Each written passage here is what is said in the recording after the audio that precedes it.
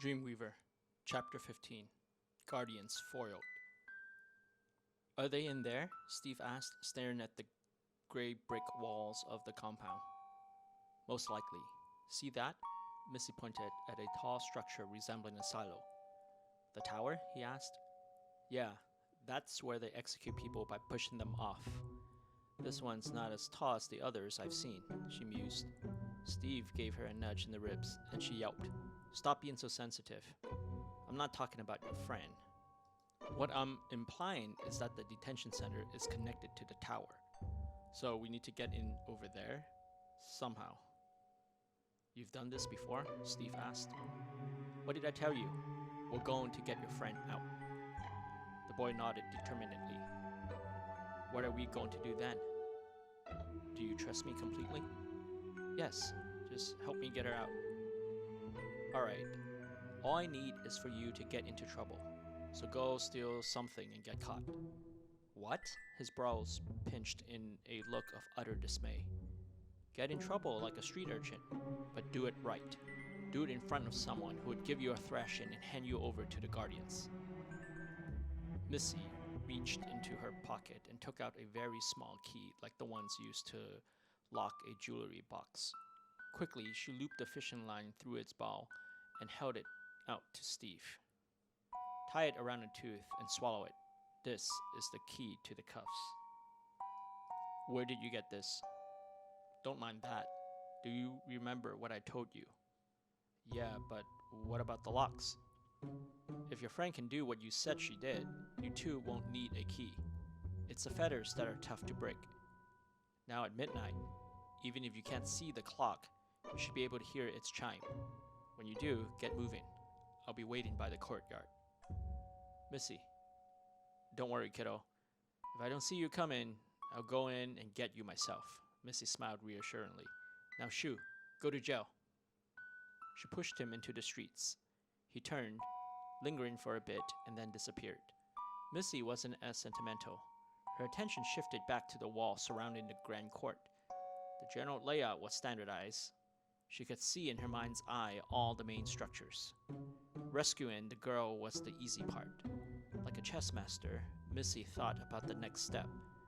Eluding pursuit was the challenge, especially with two children. Unfortunately, this wasn't a matter she could leave until later. Once sprung, the plan had to be executed flawlessly. Where would they expect her to go? Missy could feel her mind mulling over the problem, synapses firing, stretching, and reaching out to make a connection. Nothing came to her, and she sat like the thinker, caught in a whirlpool of inner turmoil. For a long time, she sank ever deeper into the vortex.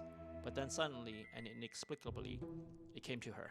She sprang to her feet, eyes wide and bright, threatening to discharge electricity. East. The guardianship's seat of power was in the east. They would never suspect her to head that way, especially if they thought Ainsley was with her. She could then round back through the northern routes.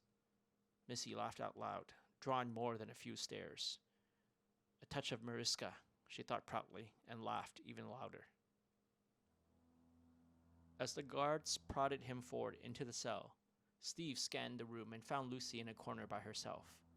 There were two other boys amongst the girls, but Steve didn't recognize them and assumed, based on their deplorable state, that they were held for offenses similar to his.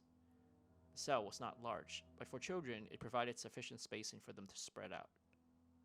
It was quiet, the closing of the cell door being the only noise, but no one looked up. Each child was in his own world of misery. He walked over to Lucy, who had her head down, staring at the floor by her feet. But his invasion into her private space had an effect, and she looked up. Well, what are you doing here? Lucy asked, surprised to see Steve in fetters. Although his face was swollen, Steve still managed to grin at the sight of his friend. Lucy, you're here. A few others glanced at them, but soon retreated back into their own world. You must be in such pain, Lucy said, her face crumbled in agony at the sight of his wounds. They took you too? She asked. No, I got myself in here. So you were following me? He nodded. I had to. Steve. Her voice quivered. touched by his act and guilt-ridden for having caused him the trouble. She turned away. They killed Mom and Dad. Steve didn't know what to do as he watched her body convulsed. Hot, angry tears dribbled down his face. Lucy was orphaned like he was, and she won't ever be the same. He couldn't forgive the people who did this to her. Lucy, let's get out of here. She looked at him, a hand reaching up to clear her eyes. What do you mean? How? Here, he said, and opened his mouth wide. He grimaced with marked discomfort as he pulled out the key, slick with saliva and other fluids. Ew, what is that? Shh. He hushed and glanced around. It's the key to these. He stretched his hands apart, and the chains jingled disapprovingly. Her face brightened. We can help the others then. Steve looked at the other children suspiciously, but none of them paid him any attention, despite Lucy's emotional outbursts. All right, but we mustn't let them know of it until it's done, okay? Okay, but what about the door and the guards outside? Steve's face suddenly darkened as the shadows, elongated by the night, fell over it. I have a friend. She'll take care of it.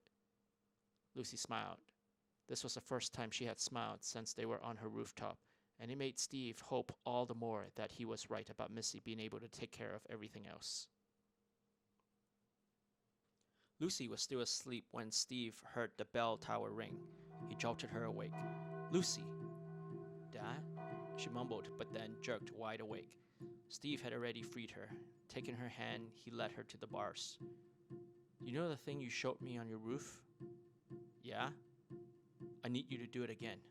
Do it to the lock here. Steve, I don't know. Lucy, you must, or we'll be stuck here.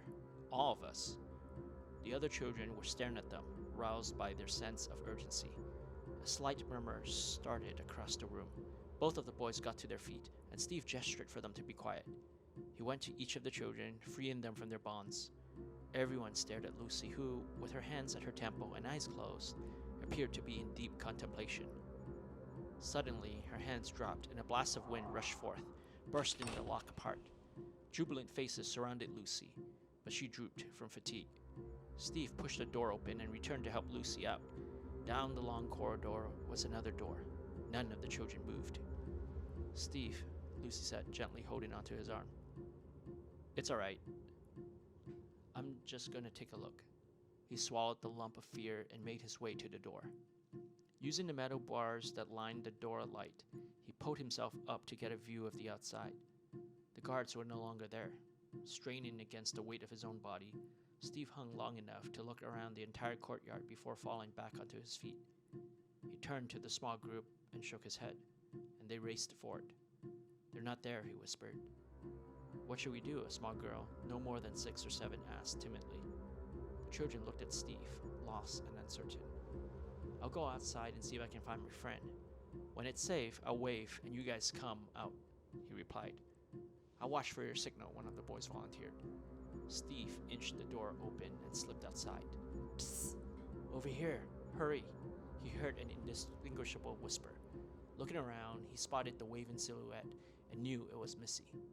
After getting his attention, she disappeared back into the thicket where Steve soon joined her. Where's your friend? She asked. Inside, he answered. Get her out. We haven't much time till the patrol comes around. What happened to the guards? She pointed to 2 dark shadows slumped against the wall. You saw them? He asked, astonished. At the struck of midnight, she boasted, but her countenance quickly changed. Go, get your friend, now. Steve went back out into the open and waved. A moment later, the door cracked open and the children filed out. Missy turned flabbergasted and yanked Steve back into the bushes. You never told me there's so many of them, she chided. Can't just leave them, he pleaded. She pushed him away. Against the wall, hidden amongst the shadows of the outstretched tree branches, was a rope. Missy tested its sturdiness before gesturing to Steve. Get them over the top and tell them to scram. Before he could protest, she explained. It'd be far more dangerous for them to travel with us.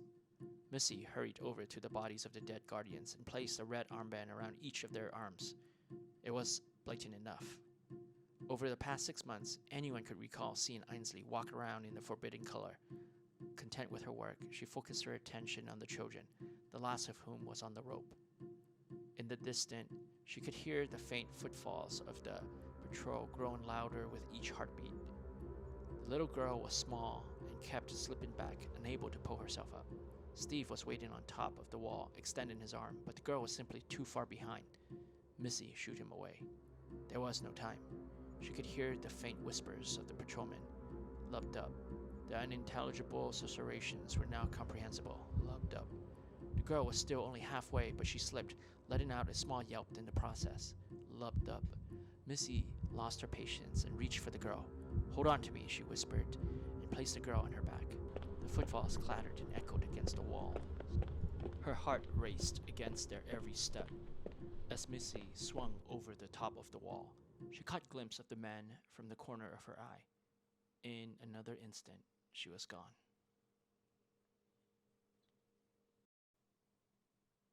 I hope you enjoyed the story so far. If you did, please don't forget to like and subscribe.